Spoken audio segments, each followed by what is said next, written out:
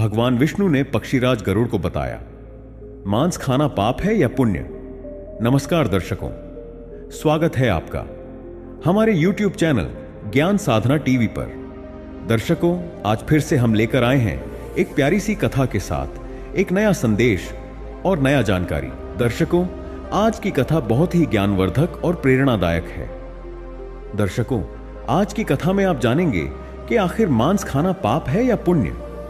लेकिन दर्शकों, आगे बढ़ने से पहले आपसे दोनों हाथ जोड़कर निवेदन है कि आप इस कथा को सुन रहे हैं तो पूरा सुने, क्योंकि आधी अधूरी ज्ञान मन में भ्रम पैदा करता है और वह किसी काम का नहीं होता।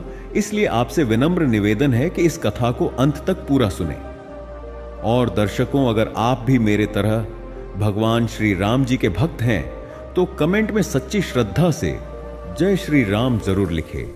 दर्शकों, मैं भगवान श्री राम जी से दिल से प्रार्थना करता हूं कि हे प्रभु श्री राम, जो भी भक्त इस कथा को पूरा सुनेगा और कमेंट में सच्ची श्रद्धा से जय श्री राम लिखेगा, उसके परिवार को सुख शांति और संपत्ति से भर देना और उसके ऊपर अपनी कृपा सदा बनाए रखना। तो चलिए प्रिय श्रोताओं, बिना विलंब किए आरंभ करते हैं आज की प्रेरणादायक कथा।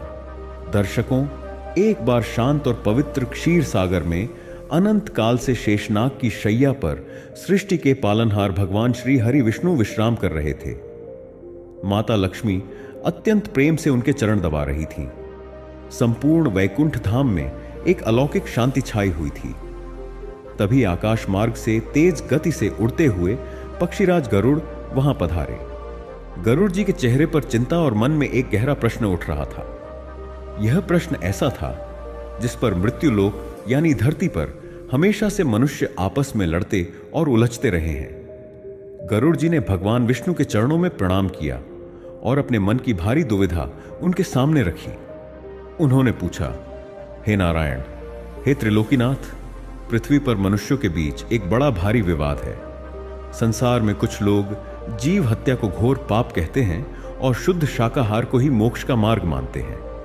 वहीं दूसरी ओर कुछ लोग मांस भक्षण को प्रकृति का नियम और अपना पारंपरिक धर्म बताते हैं।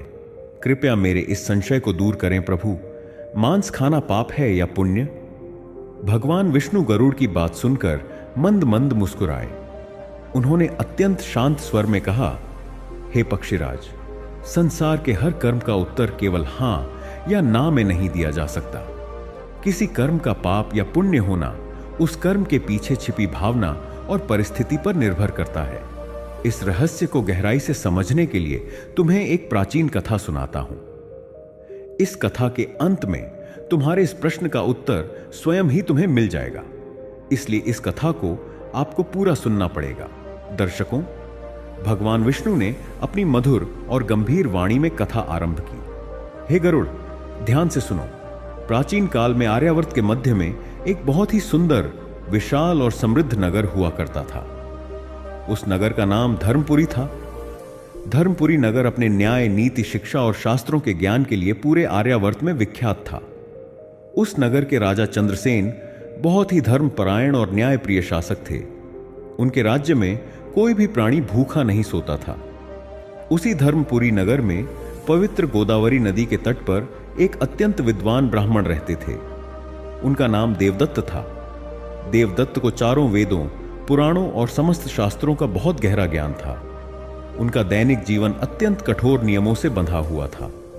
वह प्रतिदिन ब्रह्म मुहूर्त में उठते, गोदावरी नदी के शीतल जल में स्नान करते, सूर्य देव को अर्घ्य देते और फिर घंटों तक यज्ञ और कठोर तपस्या करते थे।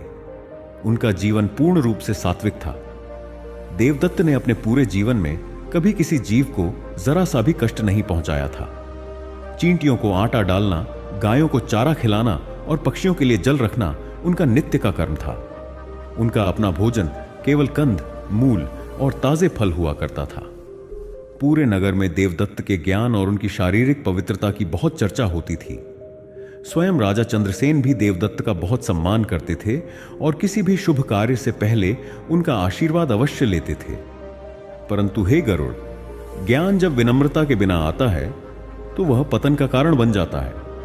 देवदत्त के मन में अपने अगाध ज्ञान, अपने सात्विक भोजन और अपनी बाहरी पवित्रता को लेकर एक गहरा अहंकार जन्म ले चुका था।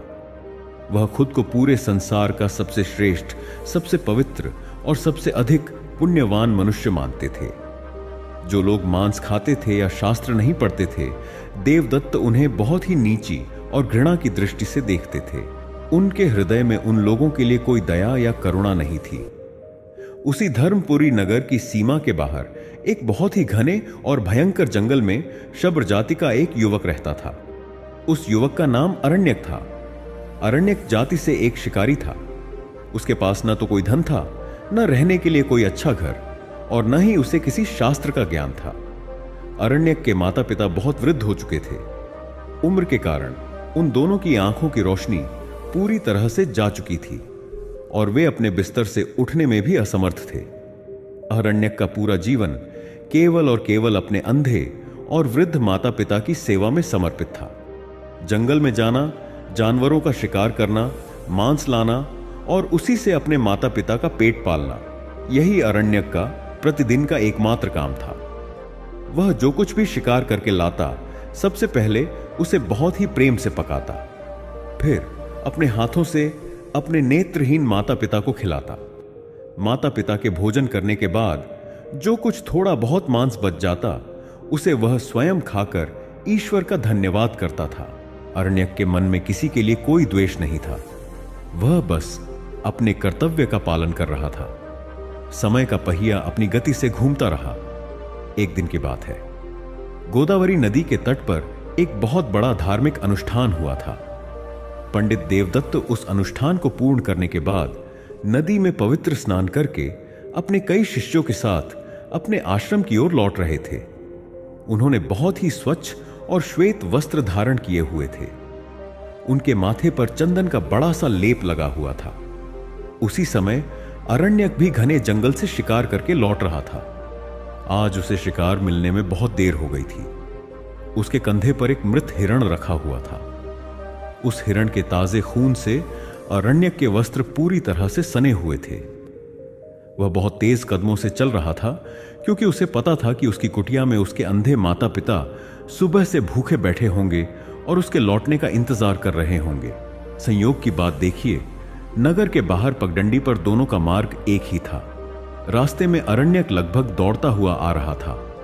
तभी अचानक पगडंडी पर पड़े एक बड़े पत्थर से अरण्यक का पैर टकराया।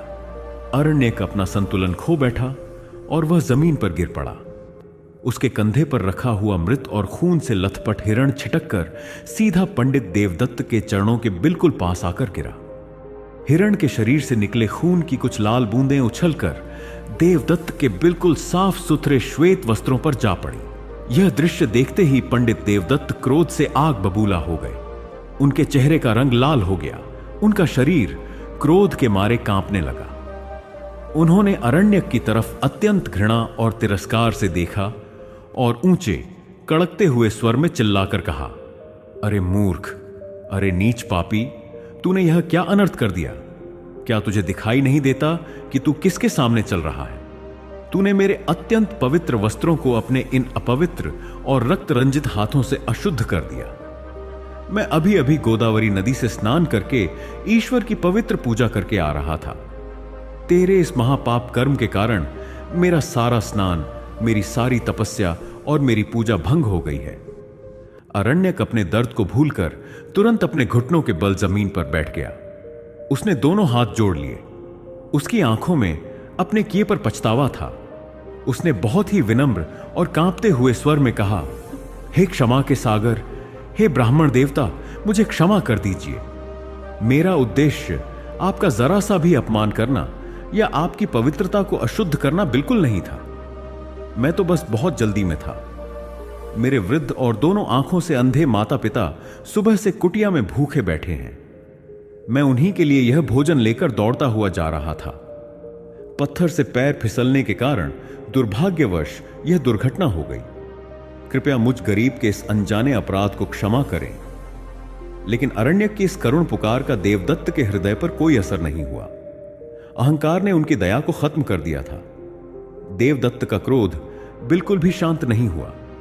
उन्होंने अरण्यक को और जोर से फटकारते हुए कहा, अपराध, मूर्ख, तू इसे अनजाना अपराध कहता है।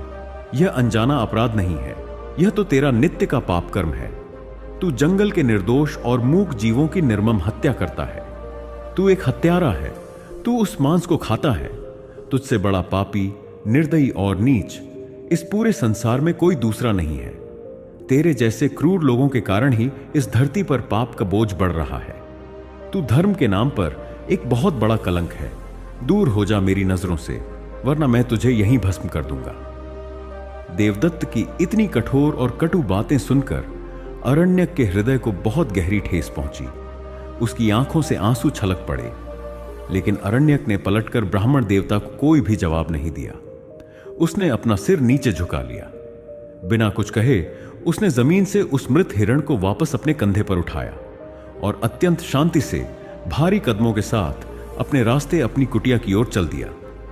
अरण्यक के जाने के बाद देवदत्त अपने शिष्यों की तरफ मुड़े और अहंकार से भरकर कहने लगे, देखा तुम लोगों ने, ऐसे ही पापी और नीच मनुष्यों के कारण हमारे संसार में विनाश और महामारियां आती हैं। जीव हत्या से बड़ा कोई पाप इस धरती पर नहीं है। जो मांस खाता है उसके लिए नरक के द्वार हमेशा खुले रहते हैं। चलो अब मुझे दोबारा जाकर गोदावरी के ठंडे जल में स्नान करना होगा, अपने मंत्रों का जाप करना होगा, तभी मैं इस पापी की छाया से शुद्ध हो पाऊंगा। यह कहकर पंडित देवदत्त क्रोध में बड़बड़ाते हुए वापस नदी की ओर लौट गए। इतनी कथा सुनाने के बाद भगवान विष्णु ने कुछ पल के लिए कथा को रोका। उन्होंने अपनी शांत और गहरी दृष्टि से पक्षीराज गरुड़ की ओर देखा और गंभीर स्वर में बोले, हे गरुड़, पंडित देवदत्त ने अरण्यक को संसार का सबसे बड़ा पापी कह तो दिया, परंतु तुम स्वयं विचार करो, क्या वास्तव में अरण्यक पापी था? क्या मात्र जीव हत्या करने और मांस खाने से कोई मनुष्य हमेशा के लिए पापी हो जाता है? और क्या केवल शाकाहारी रहने और शास्त्र पढ़ लेने से कोई मनुष्य महान और पुण्यवान बन जाता है? आगे की कथा में तुम्हें इस बात का गहराई से अनुभव होगा कि नियति ने इन दोनों के जीवन को कैसे एक दूसरे के सामने लाकर खड़ा कर दिया और धर्म की असली परीक्षा कैसे हुई।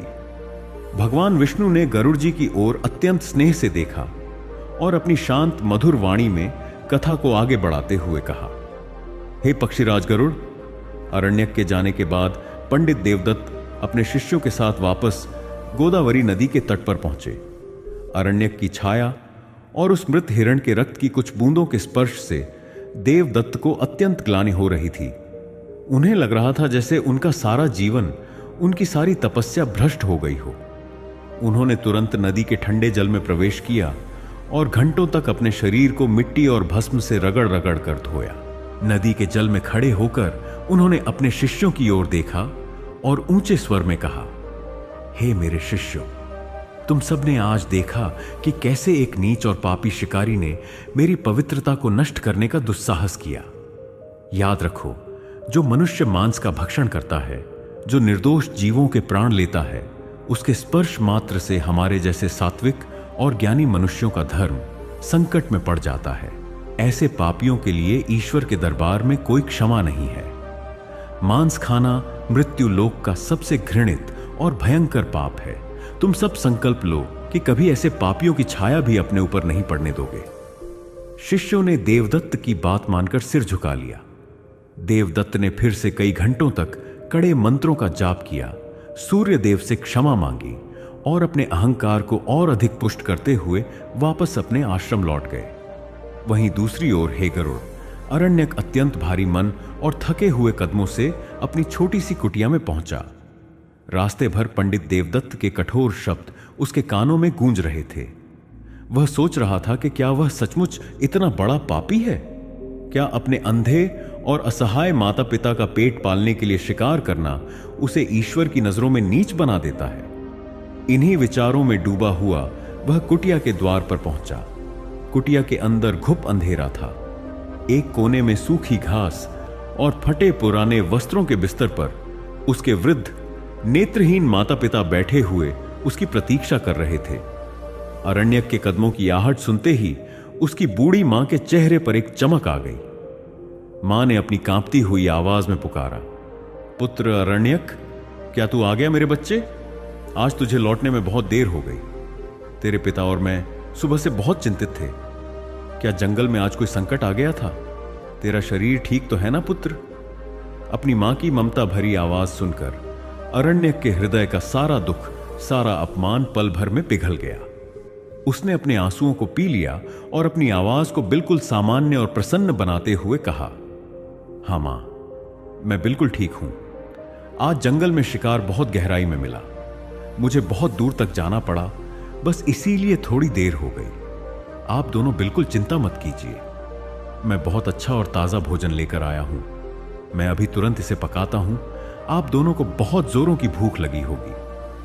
पिता ने भी अपनी कमजोर आवाज में कहा, बेटा, हमारे लिए तू इतना कष्ट उठाता है। यह तेरा ही प्रेम है जो हम दोनों अंधे और बूढ़े शरीर अभी तक जीवित हैं। ईश्वर तुझे हमेशा सुखी रखे। अरण्यक ने लकड़ियां जलाईं और बहुत ही यत्न से मांस को पकाया। उसने सबसे अच्छे और नरम हिस्से अपने माता पिता के लिए अलग निकाले। फिर उनके पास बैठकर अपने हाथों से उन्हें भोजन कराने लगा। जब माता पिता भोजन कर रहे थे तो उनके चेहरों पर जो संतुष्टि और आनंद था, उसे देखकर अरण्यक को लगा जैसे उसे पूरे ब्रह्मांड का सुख मिल गया हो। उसने पंडित देवदत्त की सारी कड़वी बातों को भुला दिया और अपने इस कर्म को ही अपना सबसे बड़ा धर्म मान लिया। भोजन के बाद जो कुछ रूखा सूखा बचा, उसे अरण्यक ने खाकर ईश्वर को धन्यवाद दिया और सो गया। हे पक्षीराज, समय का पहिया अपनी गति से घूमता रहा। संसार का यह नियम है कि समय कभी एक समान नहीं रहता। प्रकृति मनुष्य के अहंकार को तोड़ने और उसके असली धर्म की परीक्षा लेने के लिए हमेशा नए मार्ग चुनती है। कुछ वर्ष शांति से बीत गए, परंतु फिर धर्मपुरी नगर और उसके आसपास के क्षेत्रों पर एक भयंकर विपत्ति टूट पड़ी। वरुण देव जैसे रूठ गए।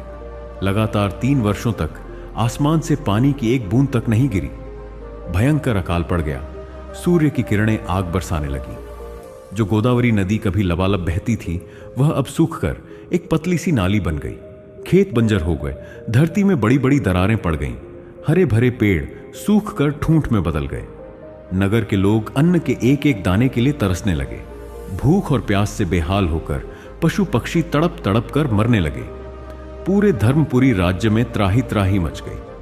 पंडित देवदत्त का विशाल और समृद्ध आश्रम भी इस भयंकर अकाल की चपेट में आ गया। आश्रम के बड़े बड़े अन्न भंडार पूरी तरह से खाली हो गए। जो शिष्य कल तक देवदत्त के ज्ञान, उनके शास्त्रों और उनके सात्विक जीवन की प्रशंसा करते नहीं थकते थे, वे अब भूख से व्याकुल हो गए। जब कई दिनों तक आश्रम में चूल्हा नहीं जला, तो एक एक करके सारे शिष्य देवदत्त को छोड़कर अपने प्राण बचाने के लिए दूसरे राज्यों की ओर पलायन कर गए। अब उस विशाल आश्रम में पंडित देवदत्त बिल्कुल अकेले रह गए थे। उनकी स्थिति अत्यंत दयनीय हो गई थी। कई दिनों से उन्हें अन्न का एक दाना भी नसीब नहीं हुआ था। भूख के मारे उनके शरीर की सारी हड्डियां दिखाई देने लगी थीं। उनका वह तेज, वह चमक और उनका सारा शास्त्र ज्ञान भूख की भयंकर पीड़ा के सामने कमजोर पड़ने लगा था। परंतु हे गरुड़, मनुष्य का शरीर टूट जाता है, लेकिन उसका अहंकार इतनी आसानी से नहीं टूटता। देवदत्त का अहंकार अभी भी अडिग था।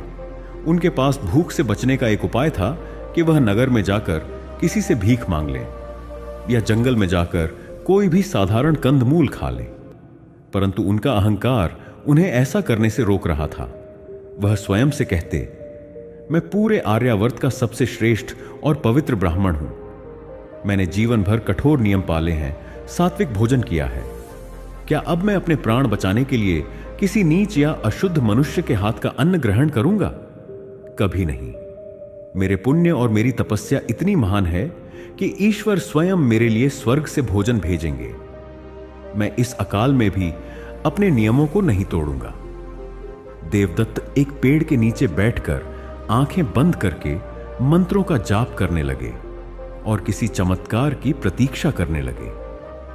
परंतु दिन बीतते गए और कोई चमत्कार नहीं हुआ। उनकी भूख अब असहनीय पीड़ा में बदल चुकी थी। उसी समय अकाल का वह भयंकर प्रभाव उस घने जंगल पर भी पड़ा था जहां अरण्यक रहता था। जंगल के सारे जलाशय सूख चुके थे। पानी और भोजन की तलाश में जंगल के सारे जानवर वह स्थान छोड़कर मीलों दूर जा चुके थे। अरण्यक के लिए अब शिकार खोजना असंभव सा हो गया था। अरण्यक की कुटिया में भी कई दिनों से भोजन नहीं बना था। उसके अंधे माता पिता भूख से निढाल होकर बिस्तर पर पड़े थे। उनकी सांसें उखड़ने लगी थीं। अरण्यक यह सब देखकर अंदर ही अंदर टूट रहा था। वह सुबह से लेकर रात तक तपती धूप में नंगे पैर पूरे जंगल में भटकता रहता। उसके पैरों में कांटे चुभकर घाव बन गए थे, लेकिन उसे अपने दर्द की कोई चिंता नहीं थी। उसे चिंता थी तो बस अपने माता पिता की। वह मन ही मन ईश्वर से प्रार्थना करता, हे प्रभु, मेरे प्राण ले लो, लेकिन मेरे इन असहाय माता पिता को भूख से मत तड़पाओ। मुझे बस एक बार कहीं से भी थोड़ा सा भोजन दिला दो। अरण्यक कई मीलों तक भटकता। बहुत प्रयास करने पर उसे कोई सूखा हुआ फल या किसी मरे हुए छोटे जीव का थोड़ा सा मांस मिल जाता।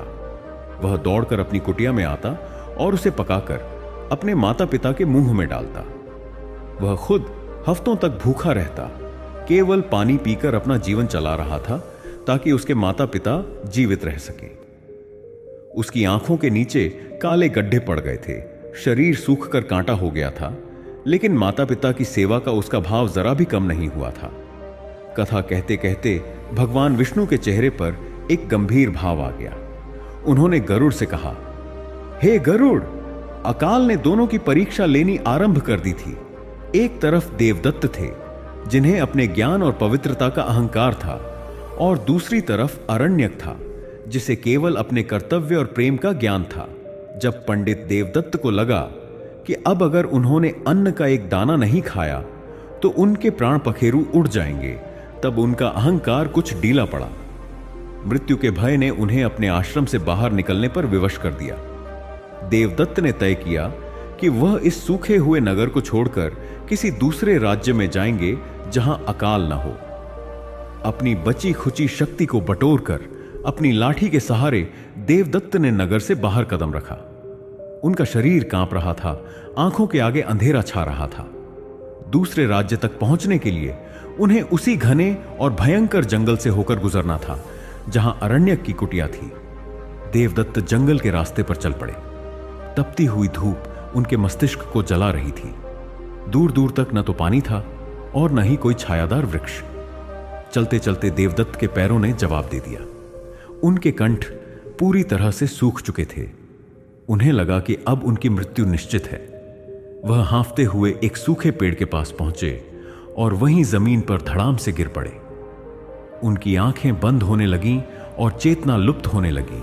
और हे गरुड़, यह नियति का ही खेल था कि जिस स्थान पर पंडित देवदत्त भूख और प्यास से तड़पकर बेहोश होकर गिरे थे, वह स्थान अरण्यक की कुटिया से कुछ ही दूरी पर था।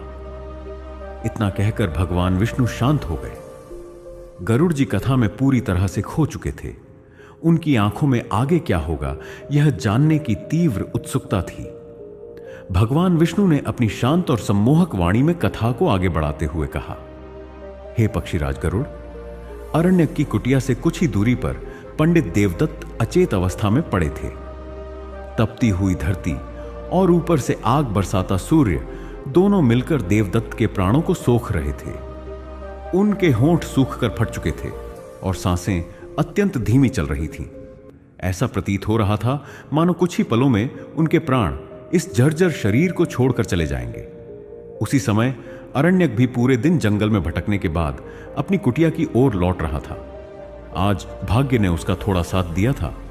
कई दिनों की कठोर तपस्या और भटकाव के बाद उसे एक सूखे हुए नाले के पास एक मृत तीतर मिला था। अरण्यक ने तुरंत उसे साफ किया और पत्तों में लपेटकर अपने साथ रख लिया। उसके पास एक चमड़े के पात्र में थोड़ा सा मटमैला पानी भी था, जो उसने एक चट्टान के गड्ढे से इकट्ठा किया था। वह बहुत प्रसन्न था कि आज कम से कम उसके अंधे और भूखे माता पिता को थोड़ा भोजन और जल नसीब होगा। अरण्यक तेज कदमों से अपनी कुटिया की ओर बढ़ रहा था। तभी उसकी दृष्टि पगडंडी के किनारे पड़े एक श्वेत वस्त्रधारी शरीर पर पड़ी। वह तुरंत उस ओर दौड़ा। पास पहुंचकर जब अरण्यक ने उस व्यक्ति के चेहरे से धूल हटाई तो वह आश्चर्यचकित रह गया। यह तो वही पंडित देवदत्त थे जिन्होंने कुछ वर्षों पहले गोदावरी के तट पर उसका घोर अपमान किया था और उसे नीच, पापी और हत्यारा कहकर दुत्कार दिया था। हे गरुड़, यदि उस स्थान पर कोई साधारण मनुष्य होता तो शायद वह अपने अपमान का स्मरण करके उस ब्राह्मण को वहीं मरने के लिए छोड़ देता, या फिर मन ही मन प्रसन्न होता कि इस अहंकारी को उसके कर्मों का दंड मिल रहा है। परंतु अरण्यक का हृदय अत्यंत निर्मल था। उसके मन में देवदत्त के लिए कोई क्रोध या प्रतिशोध की भावना नहीं उठी। उसने देवदत्त को एक महान ज्ञानी और असहाय वृद्ध के रूप में देखा, जिसके प्राण इस समय संकट में थे। अरण्यक जानता था कि यदि उसने तुरंत सहायता नहीं की तो यह ब्राह्मण देवता यहीं अपने प्राण त्याग देंगे। अरण्यक ने तुरंत अपने चमड़े के जलपात्र को खोला। उसमें बहुत ही थोड़ा सा पानी था जो उसने अपने माता पिता के लिए बचाया था, परंतु इस समय देवदत्त को इसकी अधिक आवश्यकता थी। अरण्यक ने अत्यंत आदर के साथ पंडित देवदत्त का सिर अपनी गोद में रखा। उसने अपने खुरदरे हाथों से उनके चेहरे की धूल साफ की और बहुत ही सावधानी से पानी की कुछ बूंदें उनके सूखे और फटे हुए होंठों के बीच टपकाईं। जल की उन ठंडी बूंदों का स्पर्श पाते ही देवदत्त के शरीर में एक हल्की सी हलचल हुई। पानी की कुछ और बूंदें गले के नीचे उतरते ही देवदत्त की चेतना धीरे धीरे लौटने लगी। उन्होंने अत्यंत कष्ट के साथ अपनी भारी हो रही पलकों को खोला। सूर्य की तेज रोशनी से उनकी आंखें चौंधिया गईं। जब उनकी दृष्टि स्पष्ट हुई तो उन्होंने देखा कि वह उसी शिकारी युवक की गोद में लेटे हैं जिसे उन्होंने कभी संसार का सबसे बड़ा पापी कहा था। देवदत्त के भीतर का ब्राह्मण और उनका अहंकार एक पल के लिए जागा। वह अरण्यक की गोद से झटके से दूर हटने का प्रयास करने लगे, परंतु उनके शरीर में तनिक भी शक्ति नहीं बची थी। वह पुनः वहीं निढाल होकर गिर पड़े। भूख की भयंकर अग्नि उनके पेट को चीर रही थी। प्राणों के मोह और भूख की तड़प के आगे मनुष्य का हर अहंकार टूट जाता है गरुड़। देवदत्त की भी यही स्थिति थी। उनका स्वर अत्यंत क्षीण और कांपता हुआ निकल रहा था। उन्होंने अरण्यक की ओर दीन दृष्टि से देखते हुए कहा, हे युवक, मेरे प्राण कंठ तक आ गए हैं।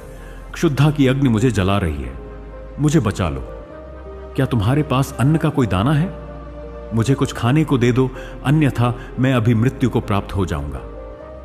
अरण्यक ने देवदत्त की यह दयनीय दशा देखी तो उसका हृदय करुणा से भर आया।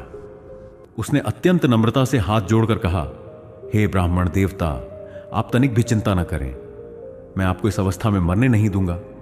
दुर्भाग्य से इस भयंकर अकाल में पूरे जंगल में अन्न का एक दाना या कोई कंद मूल फल शेष नहीं बचा है। मैं स्वयं और मेरे वृद्ध माता पिता हफ्तों से भूखे हैं। यह सुनकर देवदत्त की आंखों में निराशा छा गई। उन्होंने हाँफते हुए कहा, तो क्या अब मुझे इस निर्जन वन में तड़प तड़प कर अपने प्राण त्यागने होंगे? हे ईश्वर, यह कैसी परीक्षा है तेरी। अरण्यक ने तुरंत अपने कंधे पर रखा हुआ पत्तों का वह गट्ठर खोला। उसने वह मृत तीतर बाहर निकाला और देवदत्त के सामने रखते हुए कहा, मुनिवर, मेरे पास अन्न तो नहीं है, परंतु आज ही मुझे यह मृत पक्षी मिला है। मेरे अंधे माता पिता भी भूख से मृत्यु शैया पर हैं। मैं यह उन्हीं के लिए ले जा रहा था, परंतु इस समय आपके प्राणों पर अधिक संकट है। आप चाहें तो मैं अब भी लकड़ियां जलाकर इसे पका देता हूं। आप इसे ग्रहण करके अपने प्राणों की रक्षा कर सकते हैं। जैसे ही देवदत्त की दृष्टि उस मांस पर पड़ी, उनके भीतर का सोया हुआ धर्म और वर्षों का संस्कार भयानक रूप से जाग उठा। भूख से तड़पते हुए भी उनके चेहरे पर घृणा और तिरस्कार के भाव उभर आए। उन्होंने अपनी बची खुची शक्ति को बटोरकर अरण्यक को धक्का दिया और क्रोधित स्वर में खांसते हुए कहा, धिक्कार है तुझ पर। अरे चांडाल, तू मेरी सहायता करने आया है या मुझे नरक में धकेलने? मैं पूरे आर्यावर्त का सबसे श्रेष्ठ, नियम का पालन करने वाला सात्विक ब्राह्मण हूं। मैंने जीवन भर कभी किसी तामसिक वस्तु को छुआ तक नहीं है। और तू मुझे यह अशुद्ध, घृणित और पाप से सना हुआ मांस खिलाना चाहता है? क्या तू चाहता है कि मैं अपने अंतिम समय में अपना धर्म भ्रष्ट कर लूं? मैं भूख से तड़पकर अपने प्राण त्याग देना स्वीकार करूंगा, परंतु तेरे इन अपवित्र हाथों से यह अशुद्ध मांस कभी ग्रहण नहीं करूंगा। दूर ले जा इस पाप को मेरी दृष्टि से। अरण्यक देवदत्त के इन कठोर वचनों को सुनकर तनिक भी विचलित नहीं हुआ। वह शांत भाव से वहीं बैठा रहा। उसने अत्यंत विनम्रता और सम्मान के साथ कहा, हे परम ज्ञानी मुनिवर, आप शास्त्रों के ज्ञाता हैं। मुझसे कहीं अधिक बुद्धिमान हैं, परंतु इस समय आप मोह और अहंकार के वशीभूत होकर विचार कर रहे हैं। मेरी दृष्टि में तो इस समय आपका सबसे बड़ा धर्म आपके प्राणों की रक्षा करना है। देवदत्त ने हाँफते हुए कहा, प्राणों की रक्षा के लिए धर्म का त्याग नहीं किया जाता मूर्ख। मांस खाना महापाप है, यह शास्त्रों के विरुद्ध है, यह जीव हत्या का परिणाम है। इसे खाकर जीवित रहने से उत्तम है कि मैं पवित्रता के साथ मृत्यु को गले लगा लूं। अरण्यक ने गहरी सांस ली और देवदत्त की आंखों में देखते हुए कहा, हे ब्राह्मण देवता, मैं कोई शास्त्र नहीं जानता, मैंने कोई वेद नहीं पढ़े हैं, परंतु मैं इतना अवश्य जानता हूं कि ईश्वर ने हमें यह शरीर अपने कर्तव्यों का पालन करने के लिए दिया है। यदि शरीर ही नहीं रहेगा तो आप किस धर्म का पालन करेंगे? आप कहते हैं कि यह मांस खाना पाप है, परंतु जब प्रकृति स्वयं ही जीवन और मृत्यु का चक्र चला रही है, जब चारों ओर अकाल के कारण हाहाकार मचा है, तब प्राण बचाने के लिए जो कुछ भी प्रकृति हमें दे रही है उसे ग्रहण करना पाप कैसे हो सकता है? क्या अपने प्राणों को हठपूर्वक त्याग देना ईश्वर के दिए हुए इस अमूल्य जीवन का अपमान नहीं है? देवदत्त अरण्यक की इस बात पर निरुत्तर रह गए, परंतु उनका अहंकार अभी भी उनके मन पर हावी था। उन्होंने अपनी आंखें बंद कर लीं और कांपते हुए होंठों से ईश्वर का नाम जपने लगे। वह अरण्यक की बात से सहमत नहीं होना चाहते थे। अरण्यक ने देखा कि देवदत्त हठ पर अड़े हैं और उनकी सांसें तेजी से उखड़ रही हैं। वह समझ गया कि यदि कुछ ही पलों में इन्हें भोजन नहीं मिला तो अनर्थ हो जाएगा। अरण्यक तुरंत उठा। उसने पास ही से कुछ सूखी लकड़ियां और टहनियां इकट्ठी की, 2 पत्थरों को रगड़कर अग्नि प्रज्वलित की और उस मांस को अग्नि पर पकाने लगा। मांस के पकने की गंध हवा में फैलने लगी। भूख से मरणासन्न देवदत्त की नासिका तक जब वह गंध पहुंची तो उनके भीतर एक भयानक युद्ध छिड़ गया। एक ओर उनका वर्षों का सात्विक अहंकार था, शास्त्रों का कठोर नियम था, और दूसरी ओर उनके प्राणों की आर्त पुकार थी। प्रकृति की सबसे मूलभूत आवश्यकता भूख थी। उनका पेट मरोड़ ले रहा था, उनके मस्तिष्क की नसें फटने को हो रही थी। उनका शरीर उनकी इच्छा के विरुद्ध उस भोजन की ओर खींचने लगा था। इतना कहकर भगवान विष्णु पुनः रुके। उन्होंने गरुड़ की ओर देखकर मुस्कुराते हुए कहा, हे पक्षीराज, मनुष्य का मन बहुत ही विचित्र है। जब तक वह सुरक्षित और सुखी रहता है तब तक वह बड़े बड़े नियमों और आदर्शों की बातें करता है। जब तक वह सुरक्षित और सुखी रहता है तब तक वह बड़े बड़े नियमों और आदर्शों की बातें करता है, परंतु जब मृत्यु साक्षात सामने खड़ी होती है तब प्रकृति अपने मूल रूप में लौट आती है। अरण्यक और देवदत्त का यह संवाद केवल 2 मनुष्यों का संवाद नहीं था, यह मानव रचित नियमों और प्रकृति के शाश्वत सत्य के बीच का युद्ध था। आगे की कथा में तुम देखोगे कि इस युद्ध में विजय किसकी होती है।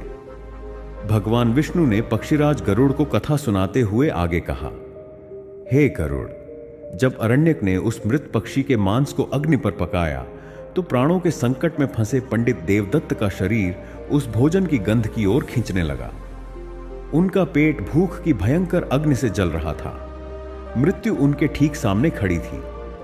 एक तरफ उनका वर्षों का सात्विक अहंकार था, शास्त्रों का ज्ञान था, और दूसरी तरफ जीवन को बचाने की अंतिम आशा। देवदत्त के होंठ कांप रहे थे, उनकी आंखों से आंसू बहने लगे। वह मन ही मन ईश्वर से क्षमा मांग रहे थे। जब अरण्यक ने पके हुए मांस का एक टुकड़ा अत्यंत आदर के साथ उनके होंठों के पास रखा तो देवदत्त ने अपनी आंखें बंद कर ली। प्राणों की रक्षा के लिए उनके भीतर के मनुष्य ने अंततः उस भोजन को स्वीकार कर लिया। उन्होंने कांपते हाथों से वह मांस ग्रहण किया।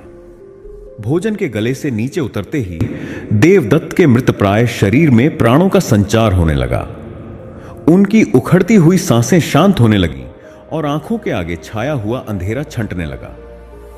कुछ ही क्षणों में उन्हें ऐसा प्रतीत हुआ जैसे उन्हें नया जीवन मिल गया हो। परंतु हे गरुड़, शारीरिक रूप से जीवित होने के बाद भी देवदत्त मानसिक रूप से पूरी तरह टूट चुके थे। वह फूट फूट कर रोने लगे। वह विलाप करते हुए कहने लगे, हे ईश्वर, मैंने अपना धर्म भ्रष्ट कर लिया। मैं अपवित्र हो गया। मेरे जीवन भर की तपस्या आज मिट्टी में मिल गई। अरण्यक ने बहुत ही प्रेम से उनके कंधे पर हाथ रखा और कहा, हे ब्राह्मण देवता, शांत हो जाइए। आपने कोई पाप नहीं किया है। आपने केवल अपने प्राणों की रक्षा की है, जो हर प्राणी का सबसे पहला धर्म है। प्रकृति ने संकट के समय आपको जो दिया, उसे ग्रहण करके आपने ईश्वर के दिए इस जीवन का ही सम्मान किया है। अब आप उठिए, मैं आपको अपनी कुटिया तक ले चलता हूं, वहां आप विश्राम कर सकते हैं। अरण्यक ने सहारा देकर देवदत्त को उठाया। दोनों धीरे धीरे कदमों से अरण्यक की कुटिया की ओर बढ़ने लगे। रास्ते में देवदत्त पूरी तरह मौन थे। उनके मन में विचारों का एक भयंकर युद्ध चल रहा था। वह सोच रहे थे कि जिस मनुष्य को उन्होंने जीवन भर नीच और पापी समझा, आज उसी पापी ने अपने हिस्से का भोजन देकर उनके प्राण बचाए हैं। कुछ ही देर में वे अरण्यक की टूटी फूटी कुटिया में पहुंच गए। कुटिया के भीतर का दृश्य देखकर पंडित देवदत्त के कदम वहीं ठिठक गए। उन्होंने देखा कि कुटिया के एक कोने में फटे पुराने कपड़ों पर दो अत्यंत वृद्ध और नेत्रहीन प्राणी लेटे हुए थे। वे अरण्यक के माता पिता थे। उनके शरीर भूख से कंकाल बन चुके थे। अरण्यक ने देवदत्त को एक साफ स्थान पर बिठाया और तुरंत अपने माता पिता के पास गया। उसने बचा हुआ थोड़ा सा भोजन और जल अपने हाथों में लिया।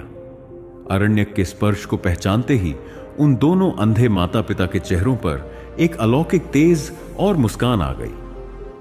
अरण्यक ने बहुत ही कोमलता से वह भोजन अपने माता पिता के मुंह में खिलाना शुरू किया। उस समय अरण्यक के चेहरे पर जो शांति, जो सेवा भाव और जो निस्वार्थ प्रेम था, उसे देखकर देवदत्त स्तब्ध रह गए। देवदत्त को उस साधारण से शिकारी युवक के भीतर एक महान तपस्वी के दर्शन हो रहे थे। देवदत्त ने महसूस किया कि अरण्यक ने खुद कई दिनों से कुछ नहीं खाया था। उसका शरीर भी भूख से कांप रहा था। फिर भी उसने अपना भोजन पहले एक अनजान ब्राह्मण को दिया और बचा हुआ अपने माता पिता को खिला रहा था। देवदत्त का सारा अहंकार, शास्त्रों का सारा घमंड और सात्विकता का वह सारा भ्रम जो उन्होंने जीवन भर पाल रखा था, वह उस एक दृश्य को देखकर कांच की तरह चकनाचूर हो गया। भगवान विष्णु के चेहरे पर एक अत्यंत मधुर और रहस्यमयी मुस्कान उभर आई। उन्होंने कहा, हे पक्षीराज, यहीं से कथा का अंत और धर्म की असली शुरुआत होती है। देवदत्त की आंखों से अहंकार का पर्दा पूरी तरह हट चुका था। उन्हें यह बोध हो गया कि धर्म केवल स्वच्छ वस्त्र पहनने, मंत्र जपने या विशेष प्रकार का भोजन करने में नहीं है। असली धर्म तो निस्वार्थ सेवा, करुणा और दूसरों के प्राणों की रक्षा करने में है। देवदत्त अपनी जगह से उठे। उनके आंखों से पश्चाताप के आंसू बह रहे थे। वह लड़खड़ाते कदमों से अरण्यक के पास गए और अचानक उस अछूत और गरीब शिकारी के चरणों में गिर पड़े। अरण्यक घबरा गया। उसने तुरंत देवदत्त को उठाते हुए कहा, हे ब्राह्मण देवता, यह आप क्या कर रहे हैं? आप मुझसे बड़े हैं, पूजनीय हैं। मेरे चरण छूकर मुझे पाप का भागी मत बनाइए। देवदत्त ने रोते हुए हाथ जोड़कर कहा, नहीं अरण्यक, आज मुझे क्षमा कर दो। वर्षों पहले गोदावरी के तट पर मैंने तुम्हें पापी कहा था, परंतु आज मुझे ज्ञान हुआ है कि असली पापी तो मैं था। मैं अहंकार के बोझ तले दबा हुआ था। मैंने वेदों के शब्द रट लिए थे, परंतु उनका अर्थ आज तुम्हारे इस कर्म से सीखा है। तुम मांस खाते हो, जीव हत्या करते हो, फिर भी तुम्हारा हृदय मुझसे लाख गुना पवित्र है। तुम्हारी यह निस्वार्थ सेवा और प्रेम ही असली पुण्य है। तुम्हारी सेवा के सामने मेरी सारी तपस्या और मेरा सारा ज्ञान तुच्छ है।